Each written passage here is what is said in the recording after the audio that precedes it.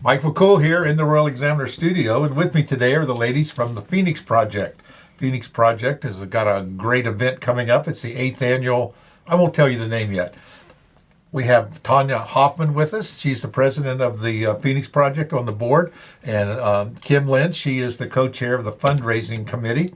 And Tana, tell us a little bit about the Phoenix Project. We kind of know it's about domestic abuse and violence in women, but men too. But anyway, tell us a little bit more about it. So the Phoenix Project is your local organization that helps victims of physical and domestic violence and sexual assault. We've recently brought the sexual assault program back to us, and we've been working on obtaining funding to carry that program on. So not only do we help victims in crisis, we also offer prevention.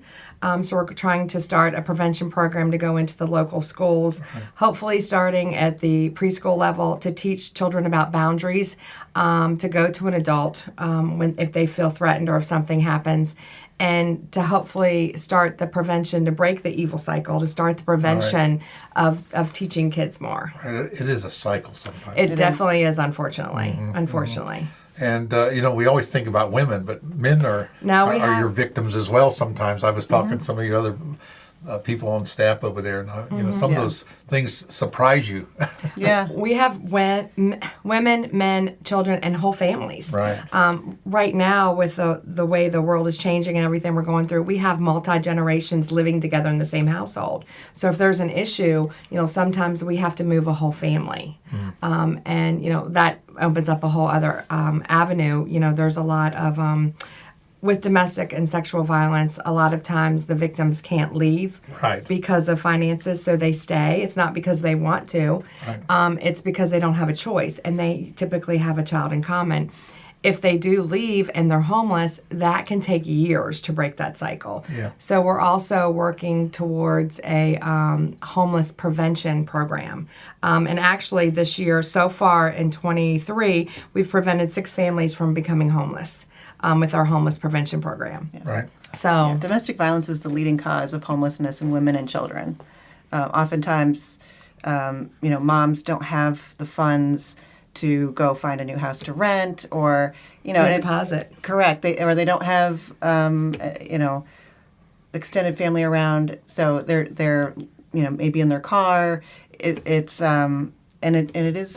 leads to cycles of abuse and generational trauma. Right. Well, you guys do great work. I know, they're the ones with the purple pinwheels around town. Right. When you see the purple ribbons on the cruisers. Robbie Seal and Terry Fritz were in the other day, and they talked about they're putting the ribbons on their aerials of the police cruisers to kind of call attention to it. Yeah, so they said October is the domestic violence awareness. And that's what the purple is for. And then teal, when you see teal, that is for the sexual assault. Yeah. Right. We're one of the few domestic violence and sexual assault dual agencies in the state. Right. So, I was talking to Melanie over at your office, and she said they've been it's been like a year you've been working on this thing to try to get this all pulled back together. So that all takes money. It does. And so what is this event that we're going to be talking about? I know what it is, but you tell me anyway. So it's the 8th annual wine pull, and a lot of people ask, well, what is a wine pull? Every ticket holder arrives and gets a number they pull out of a basket, 1 through 125. And that number corresponds to a bottle of wine, tickets to wine tasting, could be specialty beer, mead, cider. We have a whole table of goodies. So you proceed to the table, show them their number, and you get what you get. Could be a really nice bottle of wine, could be also any sort of goodie. Whatever your number corresponds to, then you get what it matches. Yeah. And that's the fun of it. Most... You always have a clunker in there once in a while, but most things are pretty good. Yeah, we actually have people that say, "Oh, where's the Boone's Farm? That's what I wanted to win." And some people are like, "Oh, I wanted a fancy bottle." So you just don't know. Yeah, but it's fun. It is fun, and there's that sense of you really don't even need a wine pull to do it, but it's one of those things. It's a common bond people feel together, and it helps build the motivation, so to speak, and you feel like I'm not alone out here doing this by myself. It's great. And we'll have food from Regions. Everybody loves Regions, and everybody gets a glass of wine complimentary. And we have music. Yep. Yeah, Ryan Jewell We love Ryan Jewell. He'll be playing for us. So this is all going to happen at Regions 117 there at Lake Frederick, right? Yes, October 12th, Yep. 5 to 7. So October Thursday 12th. evening. That so. place is supposed to be, well, it is. It's a great place It to is. go. It It's is a good. great The food's great as atmosphere. well. It's great ambiance. Yep. And you can't go, you know what they say, it's 5 o'clock somewhere, you know, and Yep. the wine, you got to hold your little pinky up, you know, when you, We'll have auction items too. So we usually have some big ticket auction items, and then we have sort of like the Chinese raffle where we have baskets and stuff that are donated, and you buy an arm's length of tickets and drop Right. it in the basket, you know, in front of the gift that you want. So we have a good evening, and then we usually have a speaker. It's a lot of fun. We hold it right after work, so people can just stop quickly on the way home. We hold it to 2 hours. Again, so people can still get home, and it's a great time. And we've been building the momentum and the turnout every year. So Right. it is our biggest fundraiser every year. right. I hear good things about it. You know, of thank course, you. we printed the tickets again for you. Thank this you. We year. appreciate Yeah, that. We do that. We think it's a great work and want to help you out all we can. What else is happening over there? You got a big long list here. I mean, is that something? Yeah, this actually, She's in fundraising mode, so pay attention here. our executive director, Tammy Sharp, made this graphic. It was originally to explain what we do for a grant to prevent homelessness. And we were awarded that grant, so we're really happy about that. But she has some numbers here of how our numbers of victims have increased exponentially over the years. For example, providing crisis intervention to domestic violence victims via the hotline, a 207% increase. Providing advocacy services to children age 5 and above, 182% increase.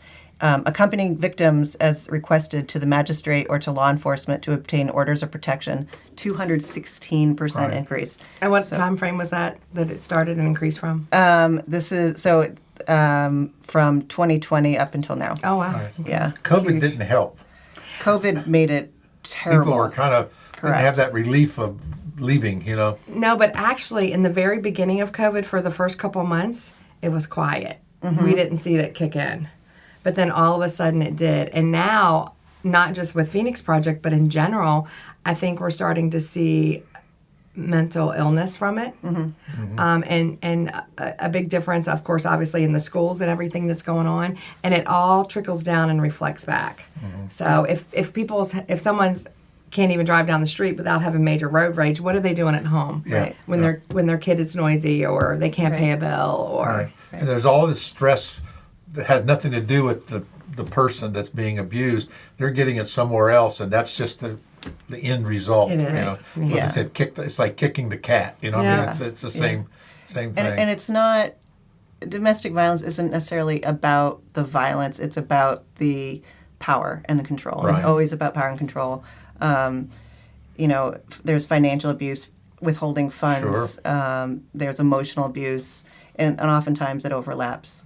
But it's a cycle of power and control. And then oftentimes the abusers will it's called love bombing their victims. Hey, I didn't mean it, I'm Oh, sorry. that's right. And they And then come on they- back, come on back. Correct, Yeah, yeah. you see that. Yeah. So, Yeah. Well, the Phoenix Project has a website that has tons of information. And let me just point out something about this website. If you're a victim and again, that's something you can track stuff, you know, your partner is looking at everything you do.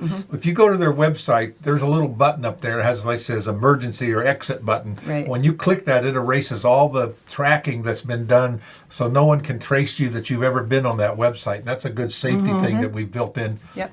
Because we did That's that pretty website amazing, for you. yeah. Yeah, but that's the one thing that people, they get on there. Next thing you know, your partner's looking through all. They're Right. really your search. searching everything. Oh, what'd you go there? So I like to remind people that the a Phoenix good Project reminder. website is a safe place to go. Correct. And just click that button and it'll Yep. be gone. And I think that's a great thing. So that you can be a little safer looking. And there's Yeah. tons of information there. Yep. Even if you think you're not a victim, go look anyway. Yeah. Well, it starts in the very simplest way. Sometimes it starts with just a small control, which can be interpreted as being affectionate. You know, Sure. like you're leaving to go to work. Oh, well, call me when you get to work. Let me know you're there. Right. Or text me when you get to work. Let me know you're there.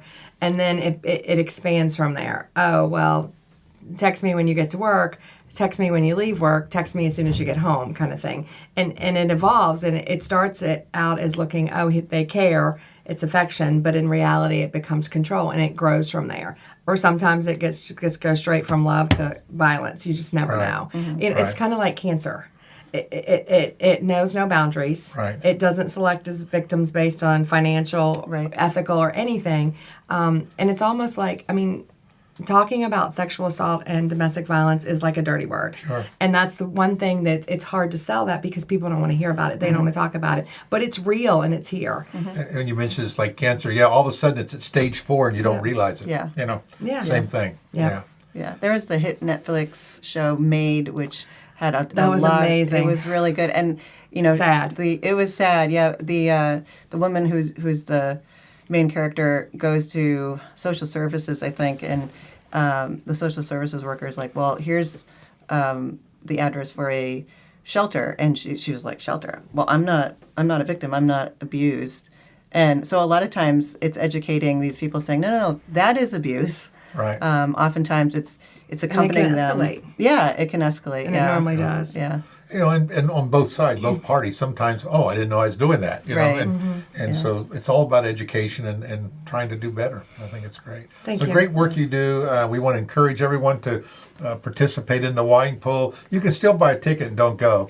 Yeah, definitely. Absolutely. Every bit helps. Every penny we collect, every donation we get helps. Yeah. And it all goes straight to our victims. So yeah, it's a great work.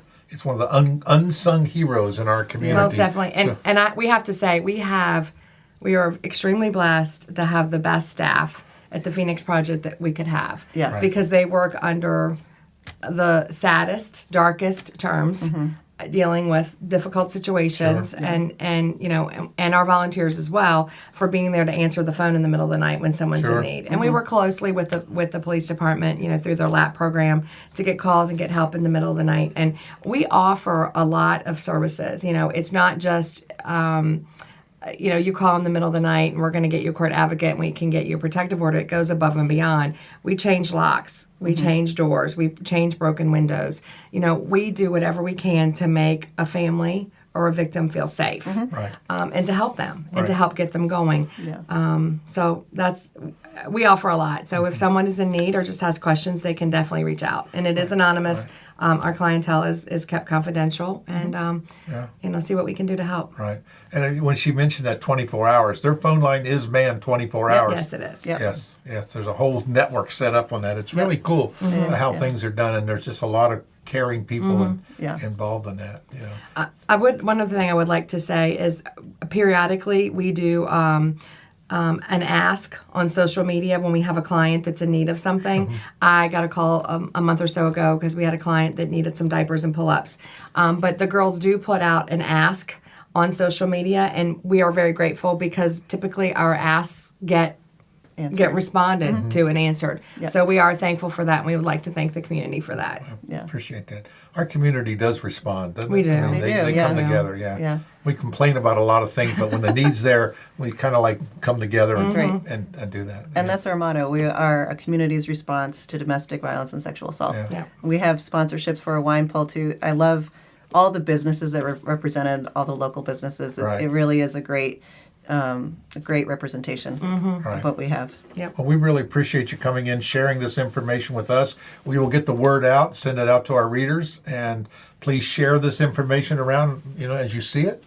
Again, thank you so much. Thank you Come for back, having us. come back after the wine pool, and we'll talk about how great it went. Oh, And that's a we'll good talk- idea. That'd be And we'll talk about the next event. How's Yeah, that? exactly. All right. Thanks, ladies. Okay. Really appreciate it. Thank you. Thank you.